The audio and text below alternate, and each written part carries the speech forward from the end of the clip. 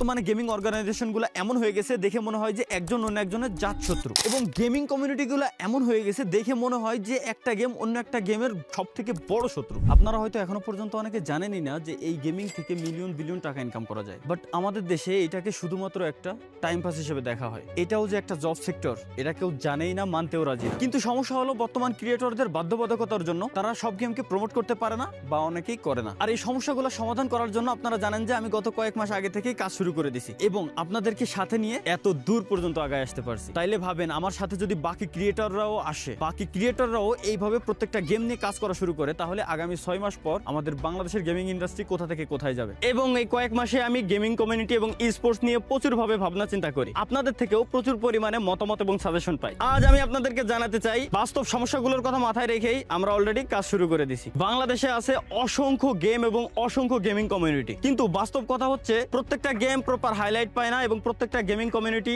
Proper highlight হয় না। অনেক গেমের ইভেন্ট খুবই সীমিত বা নিয়মিত হয়ই না। ঠিক এই অবস্থার কারণে প্লেয়ার, স্কোয়াড অথবা কমিউনিটি সবগুলো ধীরে ধীরে ধীরে ধীরে ধীরে পিছিয়ে পড়তেছে।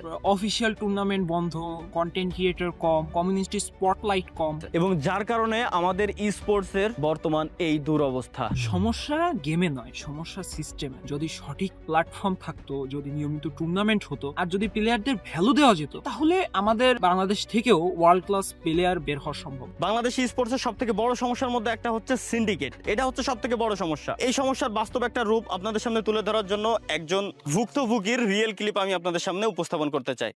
আসলে স্পোর্টস এর জন্য আমার অনেক কিছু করার ইচ্ছে ছিল, কিন্তু শুরুর দিকে আসলে আমি সেভাবে বুঝতাম না। তো আমি একটা টুর্নামেন্টের আয়োজন করি। ওই টুর্নামেন্টের আমি যখন রেজিস্ট্রেশন দিই, তখন এক ভদ্রলোক আমাকে নক দিয়ে বলে যে আপনি কমিউনিটিতে টুর্নামেন্ট দিচ্ছেন, আমাদেরকে কেন জানাননি। পরে আমি বললাম যে আমি তো আমার নিজের টাকা দিয়ে টুর্নামেন্ট দিচ্ছি, তা আমি আপনাকে কেন জানাবো, আপনি কে। সে তার পরিচয় এমন ভাবে দিল যে সে মনে হয় আনঅফিসিয়ালি অফিসিয়াল লোক, এবং সে বলল যে বাংলাদেশের সকল T1 টিম তার আন্ডার।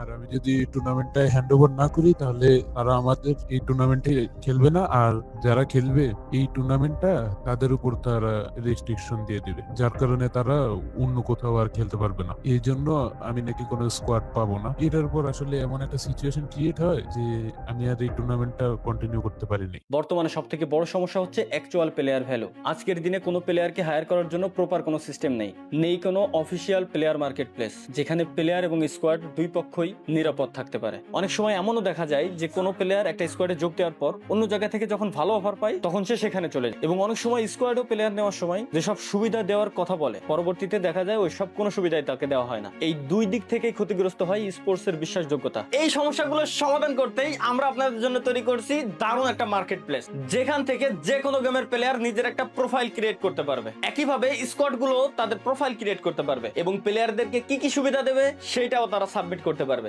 এই প্ল্যাটফর্মটা আমরা তৈরি করছি একজন গেমারের জন্য, হোক সে একজন গেমার বা একটা পূর্ণাঙ্গ স্কোয়াড। একজন প্লেয়ার চাইলেই ইন্ডিভিজুয়াল রেজিস্ট্রেশন করতে পারবে। রেজিস্ট্রেশনের পর তিনি তার প্রোফাইলে যুক্ত করতে পারবেন নিজের গেম আইডি বা ইউজার নেম, একটি গেম প্লে ক্লিপ বা হাইলাইট ভিডিও, নিজের achievement, stats, win loss ratio. এছাড়াও প্লেয়াররা চাইলেই যুক্ত করতে পারবেন নিজের প্রোফাইল পিকচার, দেশ বা রিজিয়নের তথ্য।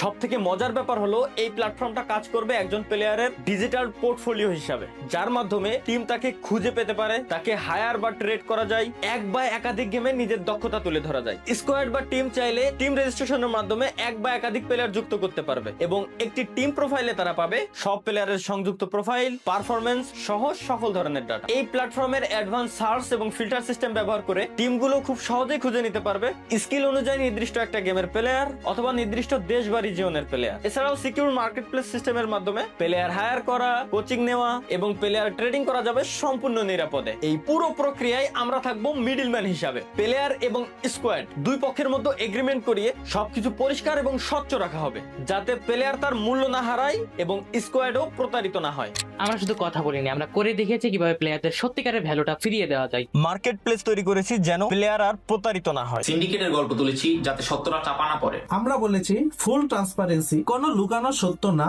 কোনো লুকানো ডিল না। একটা গেম না, সব গেম নিয়ে কাজ করার সাহস করেছি, কারণ ভ্যালু কখনো কোনো নির্দিষ্ট গেমে আটকে থাকে না। এটা শুধু একটা প্ল্যাটফর্ম না, এটা একটা বিশ্বাস। বিশ্বাস, একটা নতুন শুরু। আর এই শুরুকে সামনে রেখে guys we are presenting Valora sports organisation. Guys আজকে আমি আপনাদেরকে একটা চ্যালেঞ্জ দিতে চাই। আগামী 48 ঘন্টার ভিতরে যদি আমাদের এই ভ্যালোরা স্পোর্টস ইউটিউব চ্যানেলে 50,000 সাবস্ক্রাইবার হয়ে যায়, তাহলে আমরা আমাদের অর্গানাইজেশনের ফান্ড থেকেই নিজেরা একটা বিগ অ্যামাউন্টের টুর্নামেন্ট দিয়ে দেবো আপনাদেরকে। তো ধন্যবাদ গাইস এতক্ষণ পর্যন্ত সাথে থাকার জন্য। মাস্ট বি 50,000 সাবস্ক্রাইবার আগামী 48 ঘন্টার ভিতরে করে দিবেন। ধন্যবাদ সকলকে, আল্লাহ হাফেজ। This is Valora, from every game to every victory.